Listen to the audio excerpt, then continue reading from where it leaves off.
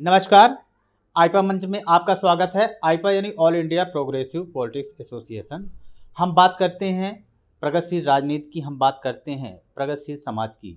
हमारा ये वो मंच है जहां अपने मंच के माध्यम से आम जनमानस तक हम अपने विचार पहुंचाते हैं और अपने विचारों को रखते हैं। हम इसी क्रम पे आज बांदा के जो बाल रोग विशेषज्ञ हैं डॉक्टर विक्रम सिंह, उनके हॉस्पिटल में आप पहुंचे हैं और आइपा टीम के द्वारा आज स्वास्थ्य संबंधित और बाल रोग से संबंधित जो जानकारी है उनसे हम लेंगे। सर नमस्कार। नमस्कार। सर्वप्रथम आपको बहुत बहुत धन्यवाद। आइपा टीम के तरफ से आपने समय दिया। बहुत बहुत ये धन्यवाद। हाँ, संस्थान हमारा मुहिम चला रहा है सर कि आम जनमानस तथा स्वास्थ्य से संबंधित क्या समस्याएं हैं, उन समस्याओं को लेकर के शासन प्रशासन तथा उसके निदान को लेकर के निराकरण की व्यवस्था ढूंढ रहा है। जो ये हमारा आइपा मंच है वो चला रहा है। सर्वप्रथम हमारे मुहिम को और मंच को क्या संदेश देंगे आप? जी, बहुत बहुत धन्यवाद इस मंच में मुझे शामिल करने के लिए।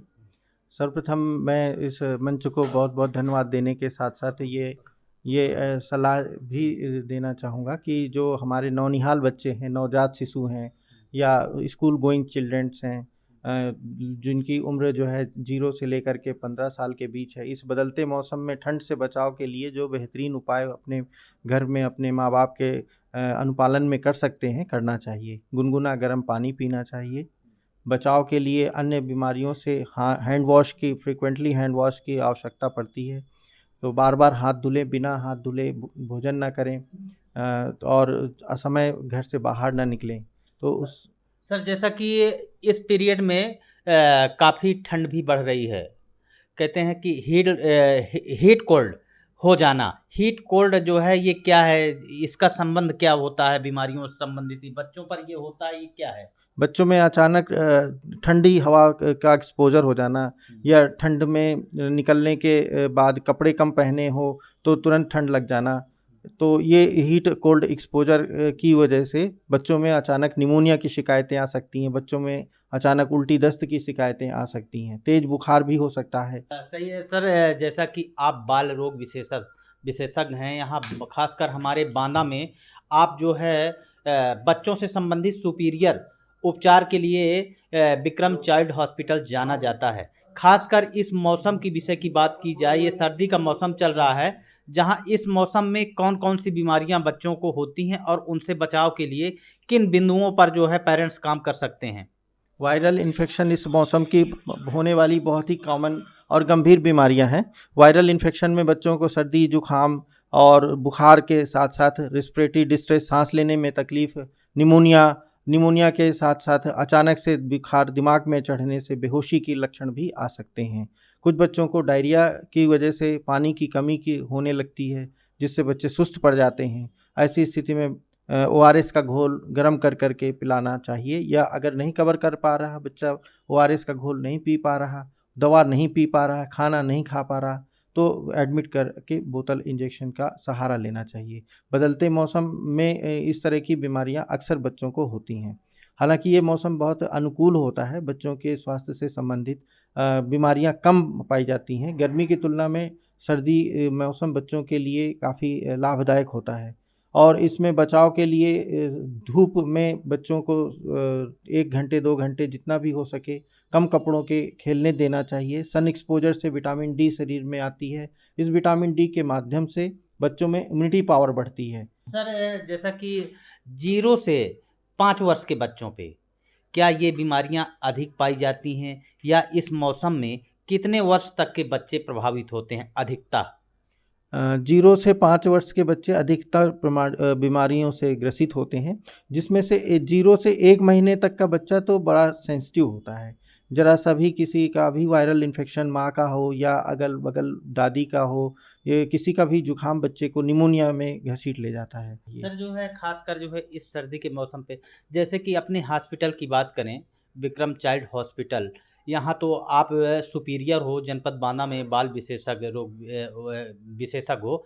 हमारे इस हॉस्पिटल से संबंधित, अपने हॉस्पिटल से संबंधित किन किन बीमारियों में क्या बच्चों का या हार्ट किसी प्रकार की जो है संबंधित समस्या है या बीमारी से संबंधित है, तो क्या ऑपरेट किया जा सकता है या तो आप रिफ़र करते हैं? हमारे यहाँ जो है फिजिशियन वर्क होता है, इसमें हम ऑपरेशन की सुविधाएं यहाँ पर नहीं प्रोवाइड कर पाते। ऑपरेशन के लिए सर्जन से मिल कर के, जैसे मेडिकल कॉलेज बांदा में या जिला अस्पताल में या प्राइवेट सर्जन जो बैठते हैं उनसे संपर्क करके सर्जरी जैसा प्रोसीजर के लिए भेजना पड़ता है। इस विक्रम चाइल्ड केयर हॉस्पिटल में जो बच्चे फर्स्ट और सेकेंडरी स्टेज में हैं, जिनको यहाँ पर ट्रीटमेंट दिया जा सकता है। कुछ कॉमन बीमारियां हैं जैसे डायरिया, निमोनिया, हेपेटाइटिस जैसे viral gastritis, acute abdomen pain और वायरल फीवर, फेब्राइल कन्वल्जन, इस तरह की जो बीमारियां हैं जिनको बिना ऑपरेशन के किया जा सकता है, ऐसे बच्चों का इलाज यहाँ पर संभव है। वो बच्चे यहाँ पर ट्रीटमेंट दिए जाते हैं। खासकर ग्रामीण क्षेत्रों की बात करें हम, जैसे कि बुंदेलखंड का अपने जो कि हमारा ये काफ़ी पिछड़ा एरिया है जनपद बांदा, आपका हॉस्पिटल तो एक संजीवनी का काम कर रहा है। और गरीब स्तर ग्रामीण क्षेत्र पे जो गरीब स्तर हैं उनके लिए स्वास्थ्य संबंधित देखभाल के लिए आप अपने संदेश में क्या कहना चाहेंगे? कैसे बच्चों की देखभाल करें और उनकी परवरिश करें? सर्वप्रथम मैं ग्रामीण क्षेत्र के जो भी बच्चे हैं उनको स्वास्थ्य संबंधित जानकारी के रूप में सबसे पहला यही बोलूँगा कि स्वच्छता ही उनके स्वास्थ्य का एक प्राथमिक कड़ी हो सकती है। इसलिए बच्चे के साथ साथ माँ बाप को उसके परिवेश में, उसके कपड़ों में, उसके खान पीन में बिल्कुल साफ़ सफाई का ध्यान रखना है। हैंड वॉशिंग बहुत ज़्यादा फ्रीक्वेंटली आवश्यक है, पेरेंट्स की भी और बच्चे को भी। इसके अलावा उबाला हुआ पानी देना उन बच्चों के लिए बहुत आवश्यक है। जो बच्चे 6 माह से ऊपर हो गए हैं उनको माँ के दूध के अलावा अर्ध तरल पदार्थ देना चाहिए, जिससे बच्चे के शारीरिक विकास में और इम्यूनिटी पावर डेवलपमेंट होने में काफ़ी मदद मिलती है। जो बच्चे 6 महीने से कम के हैं उनको किसी भी तरह की घूंटी पानी, हींग, अजवाइन बच्चे को नहीं देना चाहिए।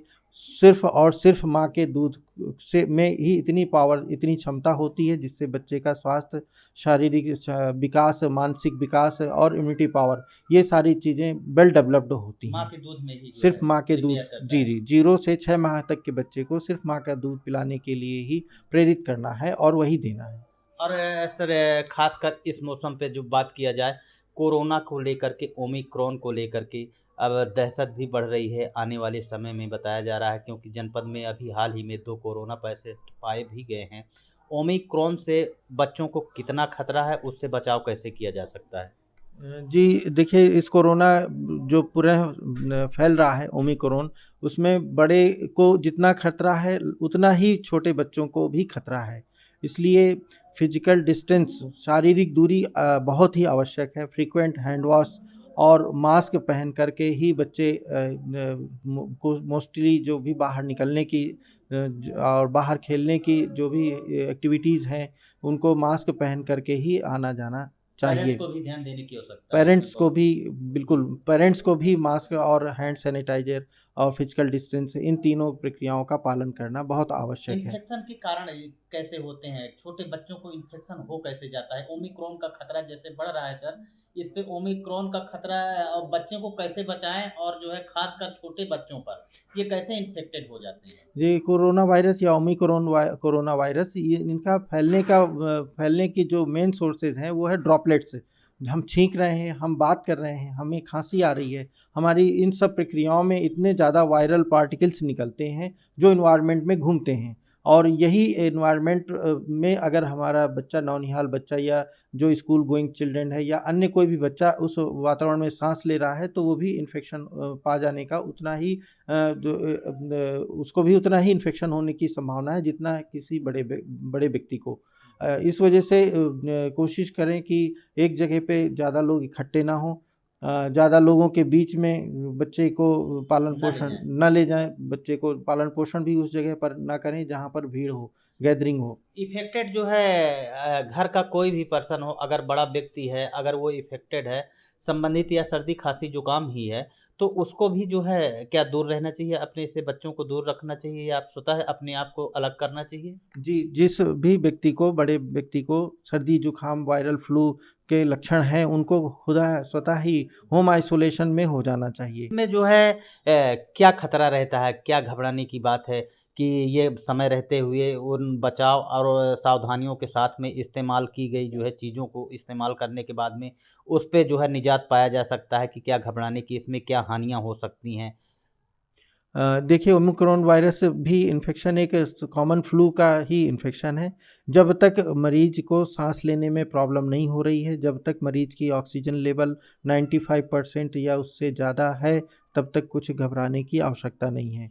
अगर मरीज को सांस लेने में परेशानी है, मरीज चल नहीं पा रहा या मरीज बात कर नहीं पा रहा, ऑक्सीजन लेवल उसका 90 से नीचे आ रहा है, तो ये उसको खतरे की निशानी है। ऐसे में तुरंत इसको हॉस्पिटलाइजेशन होना चाहिए, जहाँ पर ऑक्सीजन और अन्य बीमारियों से लड़ने के उपकरण उपलब्ध हों, आईसीयू की फैसिलिटीज़ हो, ऐसी जगहों में उसको एडमिट हो जाना चाहिए। डॉक्टर के अकॉर्डिंग जो भी प्रिस्क्रिप्शन मिले, जो भी हमारे स्वास्थ्य सेवाएँ मिल रही हैं गवर्नमेंट की तरफ से या फिर प्राइवेट हॉस्पिटल की तरफ से, उन बीमारियों को लड़ने के लिए जो भी एंटीवायरल मेडिसिन्स हैं या इम्यूनिटी बढ़ाने की जो भी दवा हैं, व्यक्ति को लेना चाहिए और होम आइसोलेशन में आ जाना चाहिए।